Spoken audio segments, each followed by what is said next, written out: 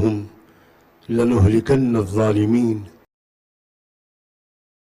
ومن بعدهم ذلك لمن خاف مقامي وخاف وعيد.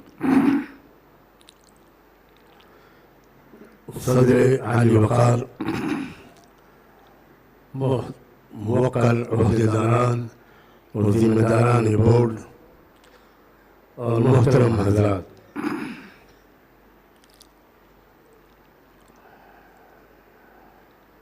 ہمارے ممتاز ماہر قانون جناب یوسف حاتم بچھارا صاحب نے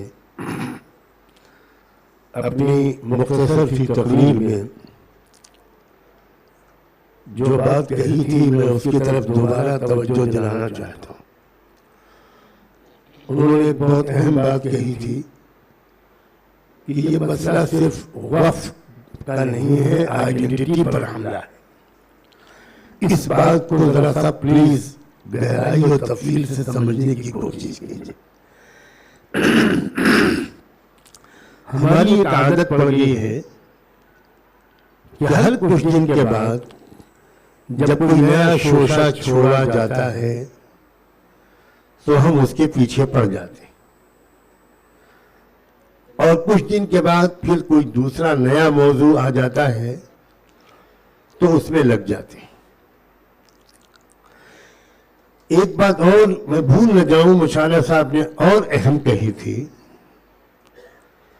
کہ اب جو کچھ بھی اس ملک میں برہمن راشٹر قائم ہوگا اور مختلف قومیتوں کی آئیڈینٹیٹیز کو چھینا جائے گا، وہ عدالتوں کے فیصلے کے ذریعے چھینا جائے گا، اور قانون کو توڑ کر نہیں، قانون کو بدل کر چھینا جائے گا۔ یہ دو بہت ہی اہم پوائنٹس ہیں، سرسری طور پر ان سے ہم نہ گزر جائیں، اس لیے میں اسی کی طرف توجہ دلانا چاہتا ہوں۔ اصل میں ہر مسئلے کے لیے الگ الگ لڑائی لڑنا یہ بھی ایک طریقہ ہے مقابلے کا، کوئی شک نہیں، یہ بھی ایک طریقہ ہے، اور اس طریقے کو بھی ہم کو اختیار کرنا چاہیے۔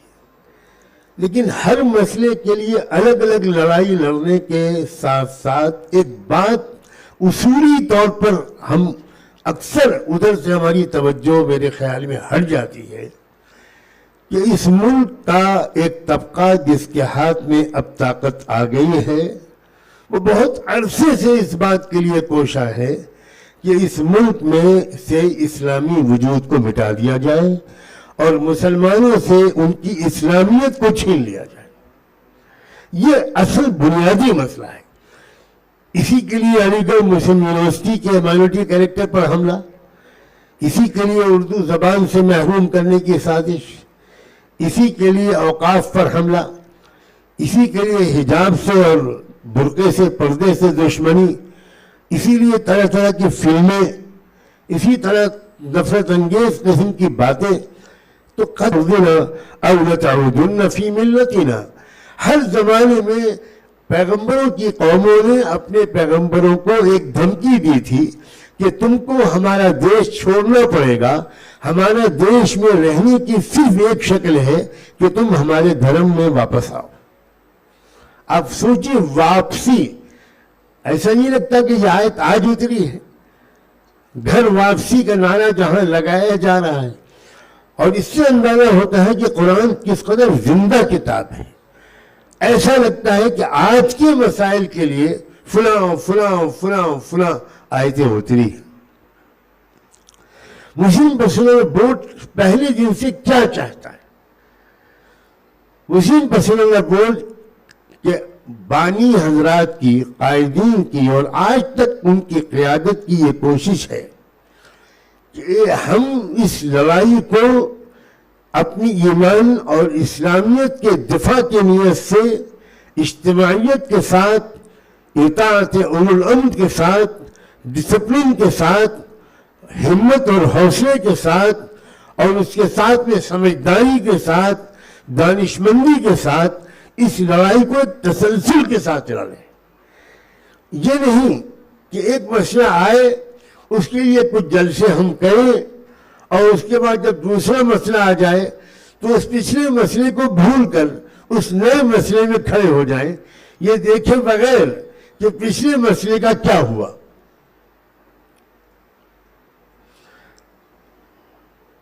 ابھی چند دنوں پہلے صدر بورڈ نے، ہمارے مسلم پرسنل بورڈ کے موجودہ صدر محترم نے ایک بہت اہم بات فرمائی ہے۔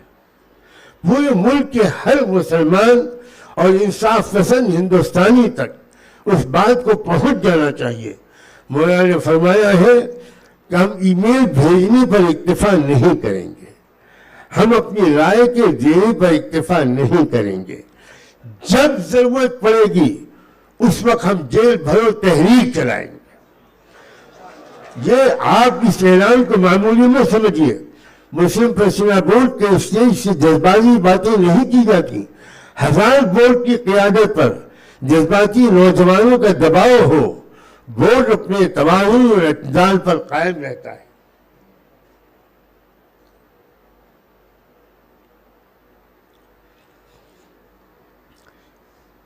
بورڈ بھیڑ کے پیچھے نہیں چلتا، بورڈ منظم منصوبہ بندی کے ساتھ اپنی آواز کو بلند کرتا ہے، اپنی لے کو پست یا بلند کرتا ہے، اپنی رفتار کو تیز یا دھیمی کرتا ہے۔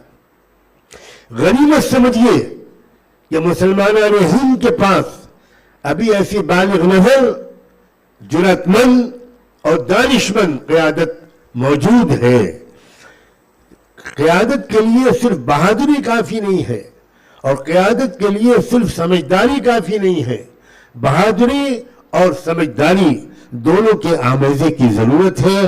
اور بلا مبالغہ پہلے دن سے آج تک انڈیا کے مسلمانوں کو یہ خوش نصیبی ان کی رہی ہے کہ انہیں مسلم پرسنل لا بورڈ کی شکل میں ایسی قیادت نصیب رہی ہے، اور انشاءاللہ آگے بھی نصیب رہے گی، جس میں سمجھداری بھی ہوگی اور بہادری بھی ہوگی۔ پاکستان کے کچھ لوگوں نے، اب تھوڑی دیر مسکرا بھی لیجیے آپ، پاکستان کے کچھ لوگوں نے مجھ سے کہا کہ آل انڈیا مسلم پرسنل لا بورڈ کی ایک شاخ پاکستان میں بھی قائم کروا دیجیے، کیونکہ جیسی اچھی قیادت آپ لوگ کر رہے ہیں ہمارے یہاں نصیب نہیں۔ میں نے جواب دیا، پاکستان کو انڈیا میں شامل کر دیجیے، ہم کروا دیتے ہیں، اس لیے اس کا نام تو آل انڈیا ہے نا، تو ہم آپ کے ملک میں کیسے داخل ہو سکتے ہیں؟ دوسری ایک بات اور کہنا چاہتا ہوں، قوم اگر طے کر لے،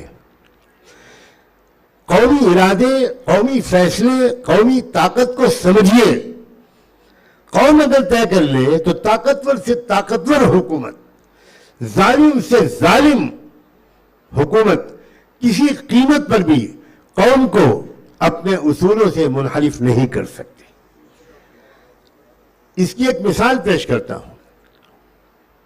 وہ علاقے جو سوویت یونین میں آ گئے تھے، وہ ممالک مسلمانوں کے ممالک تھے زیادہ تر، تاجکستان، قزاقستان، داغستان، ازبکستان، آذربائیجان، یہ جو سینٹرل ایشیا کے ممالک ہیں، ایسا شدید جبر و تشدد وہاں ہوا تھا کہ اس کا ابھی ہم اور آپ تصور بھی نہیں کر سکتے، سوچ بھی نہیں سکتے۔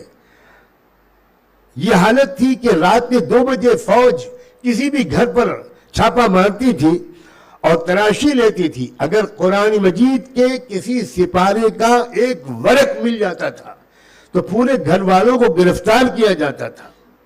اگر کوئی قرآن پڑھاتا مل جاتا تھا تو 20-20 سال کی سزا ہوتی تھی یا پھانسی ہوتی تھی۔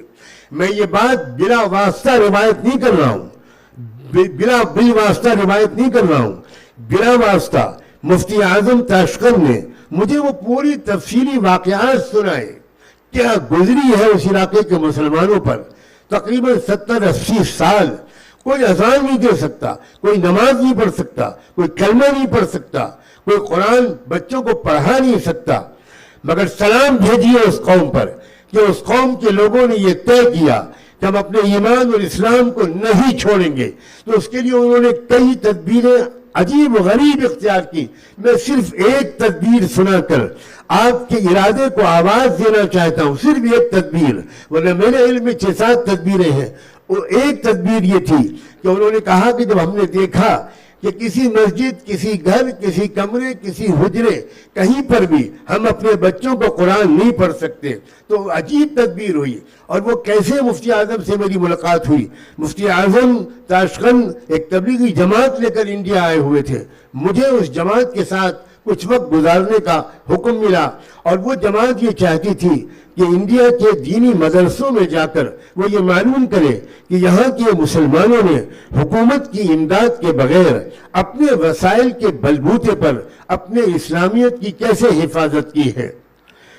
اسی سلسلے میں جب پہلے دن میں ان کے ساتھ مسجد میں تعلیم کے حلقے میں بیٹھا، اور ان کے ساتھ 3 نوجوان تھے 17-18 سال کی عمر کے، اور قرآن کا مذاکرہ شروع ہوا، تو میرا خیال یہ تھا کہ ان کو تو قرآن پڑھنا آتا ہی نہیں ہوگا، لیکن عجیب بات یہ ہوئی کہ ان بچوں نے اس لہجے میں قرآن پڑھا کہ مصری قرآن کو شاید پیچھے چھوڑ دیا۔ اب میرے ذہن میں ایک سوال پیدا ہوا، یہ بچے تو اس دور کی پیداوار ہیں اور آپ کے ملک کے حالات وہ ہیں، ان بچوں نے قرآن کیسے پڑھا؟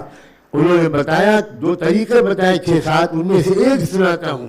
انہوں نے کہا ہم نے یہ طریقہ اختیار کیا کہ ہم ایک مصنوعی جنازہ لے کر نکلتے تھے جس میں کوئی میت نہیں ہوتی تھی، اور ساتھ میں 8-10-15 بچے لے کر نکلتے تھے، قبرستان جاتے تھے، قبر کھودتے تھے، اور وہ بچے قبر میں اترتے تھے۔